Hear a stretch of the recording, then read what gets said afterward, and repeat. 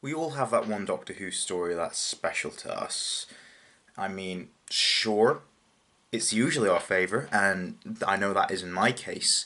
It's because it's like something you know is really good and transcends just beyond like other good stories. You know it feels special when you see it. Well, today I shall cover mine, as I will be reviewing City of Death. Now, why am I reviewing it? Well, I shall communicate it through the medium of sketch. Apologies in advance for the terribleness of the sketch. Hey Tom! Hello there! You know that City of Death is 40 years old now?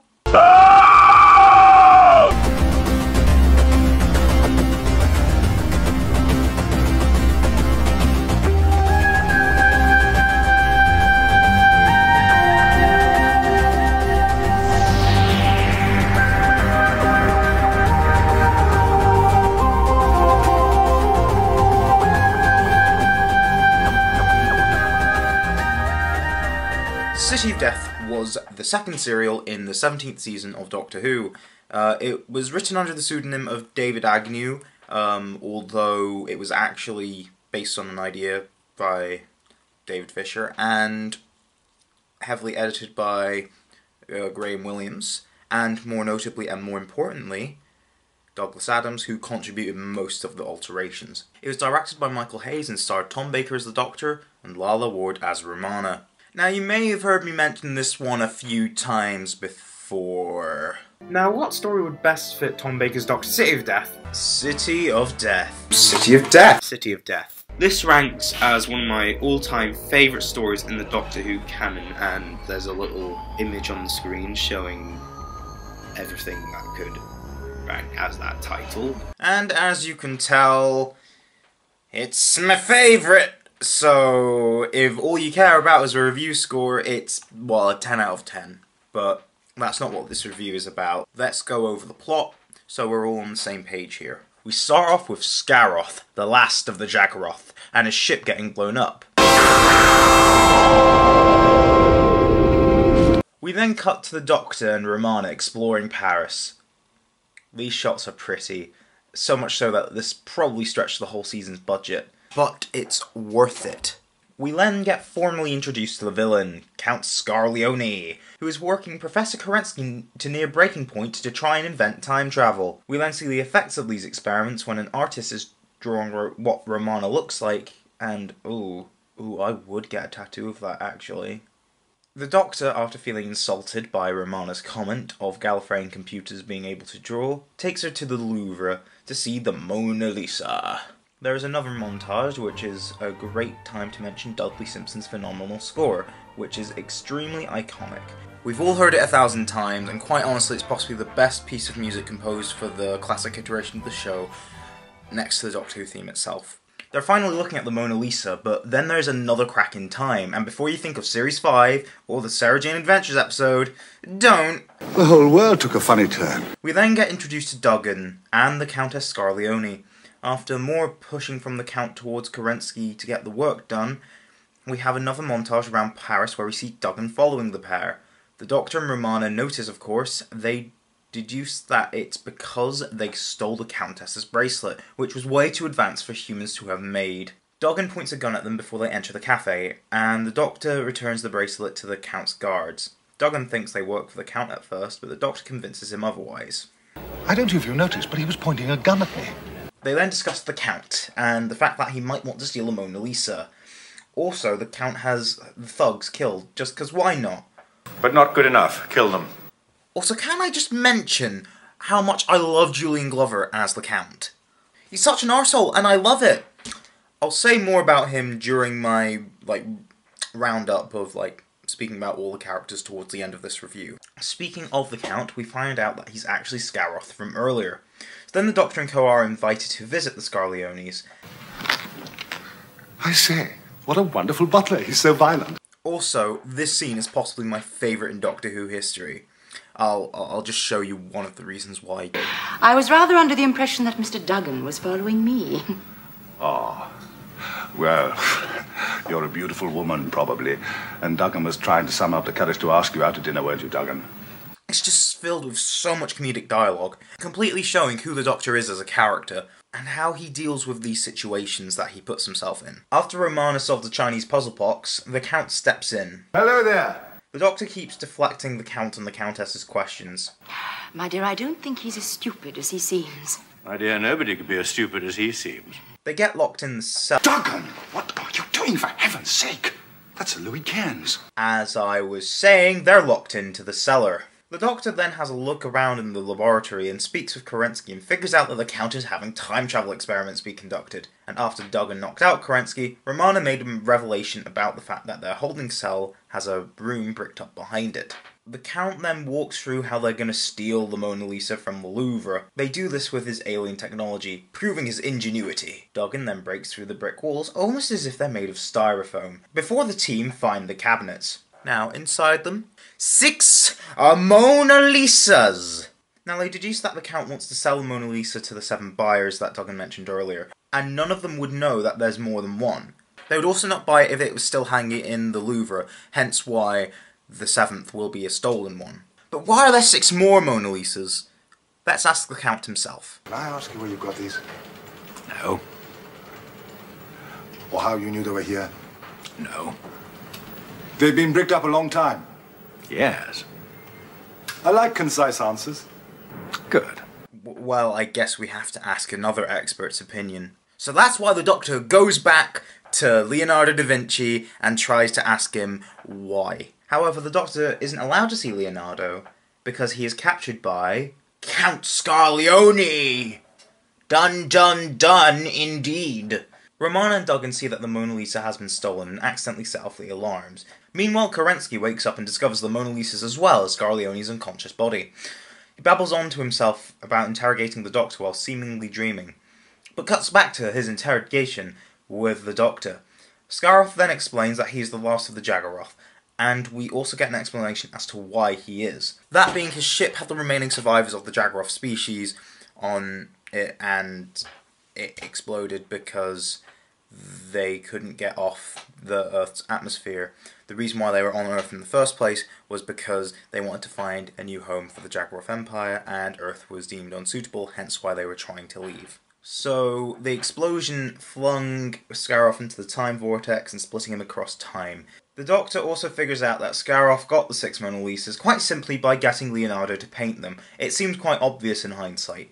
So after Scaroff leaves to get the thumbscrews, the Doctor apprehends the person guarding him by somehow using a camera, so that he can write "This is a fake" on all the canvases in felt tip pen, and writes to Leonardo in a secret message. But before he can escape, Scaroff doesn't let him escape. Romana and Duggan have a drink as well as talking about the 7 Mona Lisas. You know what I don't understand? I expect so. Kerensky then finds out about the Jaggeroth. He refuses to cooperate due to the lack of funds and, well, I guess morality as well. Funds isn't an excuse, because the Count has the 7 Mona Lisas! Doctor manages to get away when Scaroff has a moment which we see the scope of Scaroff's splinters through history. The Doctor also picks apart what Scaroff is saying. "The centuries that divide me shall be undone." I didn't feel like using a clip this time. He realises that not only did the explosion cause the primordial sludge from prehistory to create life on the planet Earth, but that the work that Kerensky is doing in his lab, the time travel experiments, is nearly complete, and therefore Scaroff would be able to go back in time and stop history from being done. So that means the Doctor needs to get back to Romana and Duggan to warn them. But the Doctor was a little too late as they went to the chateau. Romana sees how powerful Scaroff's machinery is, and he even demonstrates it by killing Kerensky.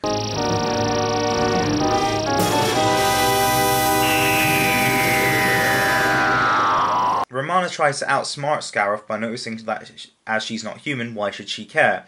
This fails as he commands to kill Duggan, but Romana doesn't want him dead. The Doctor has a conversation with the Countess about how she knows nothing about Scarleone.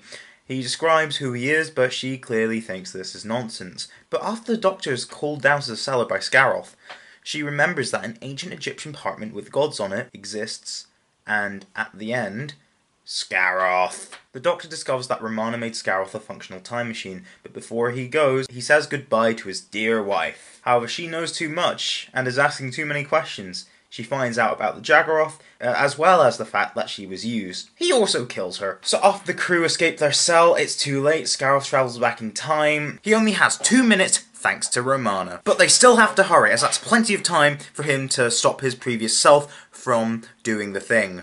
Before they head back in time, however, we have the best celebrity cameo in all of Doctor Who ever. And since it has no call to be here, the art lies in the fact that it is here.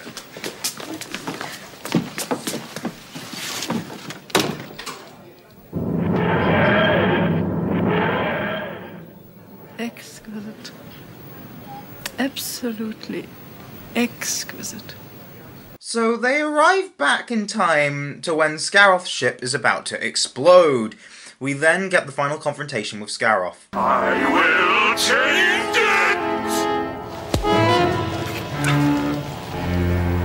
it! Duggan! Duggan!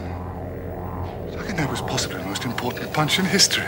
Scaroth's time is up, but the gang has to leave because the ship is about to explode. Scaroth arrives back in the chateau, and Herman destroys the machinery as soon as he sees Scaroth. All the Mona Lisas were destroyed in the fire caused by this, apart from one. And get this right. Get this. It was one of the ones that had "This is a fake" written on it. The story closes with the Doctor and Romana saying their farewells to Duggan. Bye-bye, Duggan! So, now that we're on the same page, why is it I like this story so much?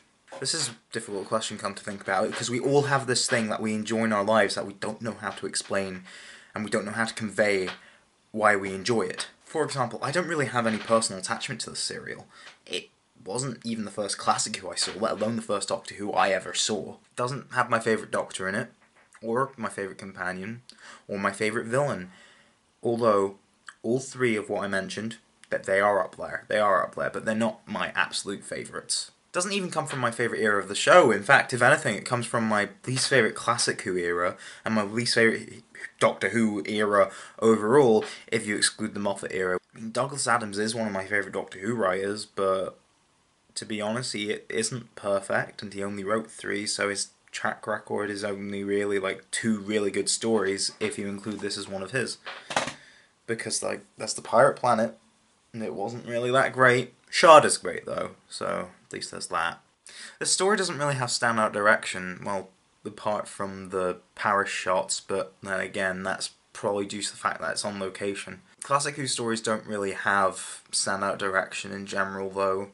This story is no exception. This story is one of the typical Classic Who stories in terms of direction.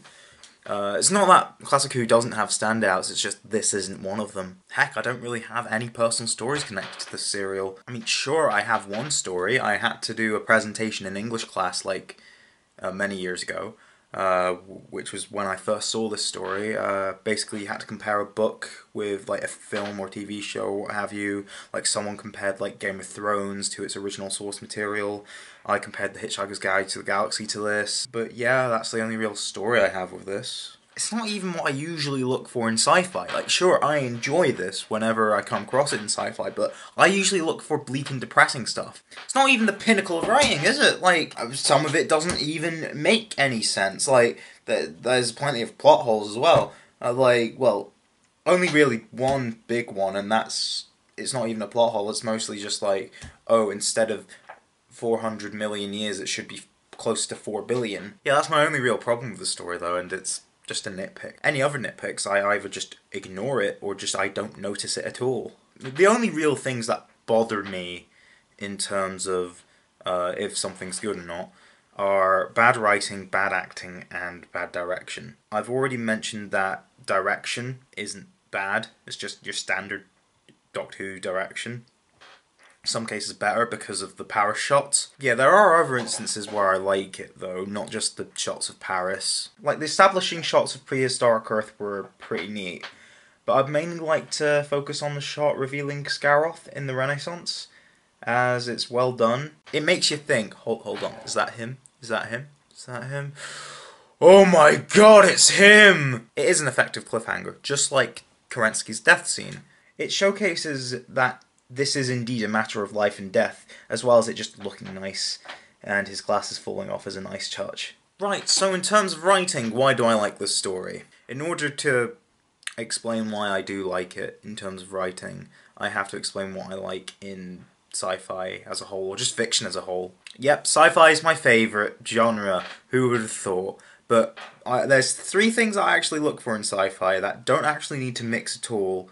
They can, they just don't always have to, and, you know, I'm just gonna say these 3 things now. There's the hard-hitting political allegories, which basically take political messages from the real world and place them into fiction to make the audience think this is actually a problem, while simultaneously not depressing them enough to think like they're in their real world, this is escapism, you know? Years and Years did this very well, although that was very close to reality, mainly because it's speculative fiction about what's going to happen in the next 15 years. Blake 7 is a more, you know, proper way of doing this, as it's literally rebels fight the fascists, and fascism equals bad is the main political message of the show. Yeah, the second is pieces of fiction which torture their main characters. Yes, I'm a masochist. This category is usually intertwined with the first one. Not always, though. The third is a complete 180 on the previous 2. Yeah, if I want to have fun, like pure non-masochistic fun,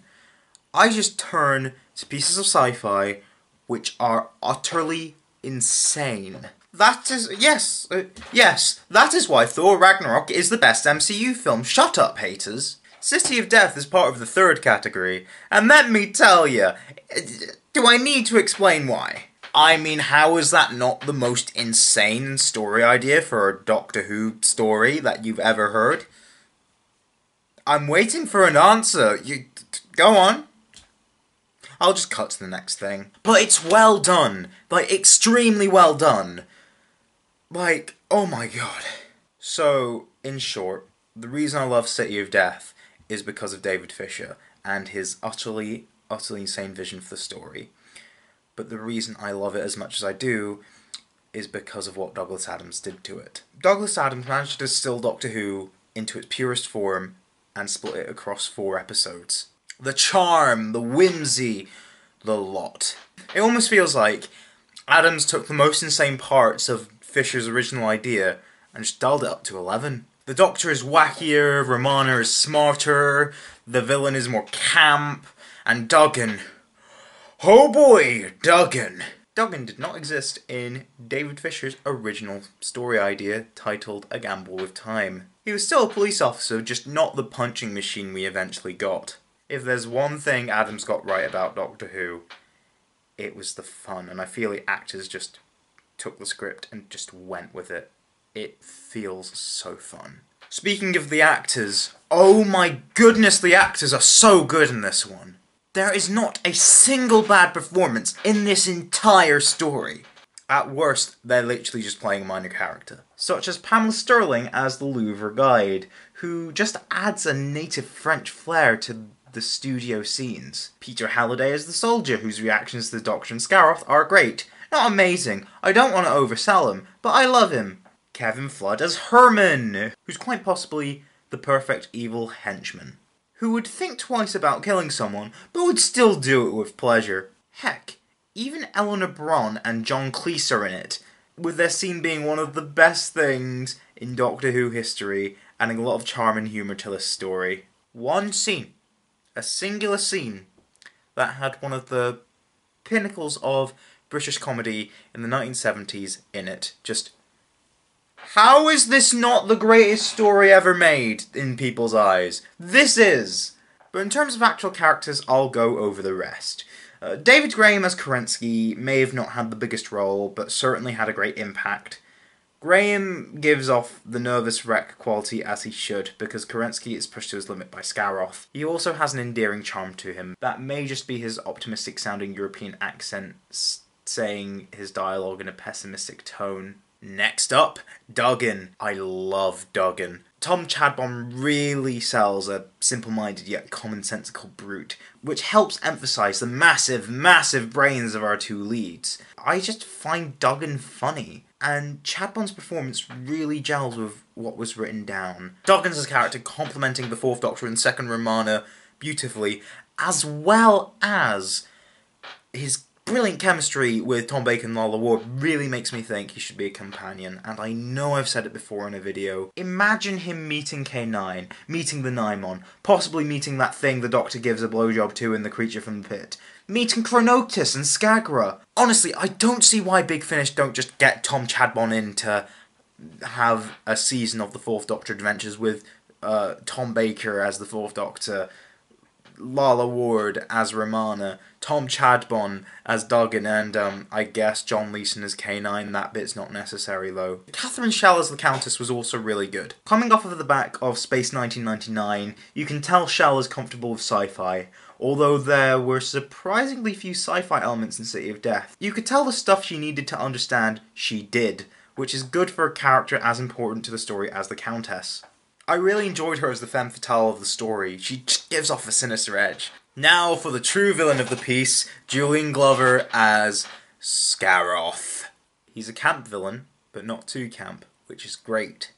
You still take him seriously as a threat, which is good because the story requires that, but the campness really makes him fun to watch. Glover knew exactly what Scaroth needed in every single scene. He's also, to put it simply, a huge bastard, and I love it. Julian Glover's performance was so great, no wonder he was chosen to be a Bond villain, even though his villain in City of Death is way, way, way, way better than the villain he played in For Your Eyes Only. Also, can I just say, when I think of iconic Fourth Doctor villains, my mind doesn't immediately turn to the Wirrin, or the Zygons, or the Chronoids of the Naimon, or Morbius, or Davros, or even Sutekh. Immediately, I think of Scaroth, one of my favourite villains in Doctor Who's Rogues Gallery. Next, Romana as played by Lalla Ward. Oh, she's so great here. It really doesn't feel like this is only her second story, because she really embodies the role. Also, for the record, I do know that Season 17 wasn't actually done in order, but this was still the second one made, so be quiet, okay? This could be due to Romana being an established character, so the role was easily written for, as they had already done a season with her. But this still doesn't change the fact that Lalla Ward managed to slip into the role of Romana with ease, as well as giving her more ingenuity, charm, and quite honestly more personality than Mary Tam ever did. Although that's not a diss on Mary Tam. Her Romana was still a god-tier companion, can I just say? It's just Lalla Ward is way better and still is on audio to this day. Please just listen to the Gallifrey series. And now for the star of the show, Tom Baker.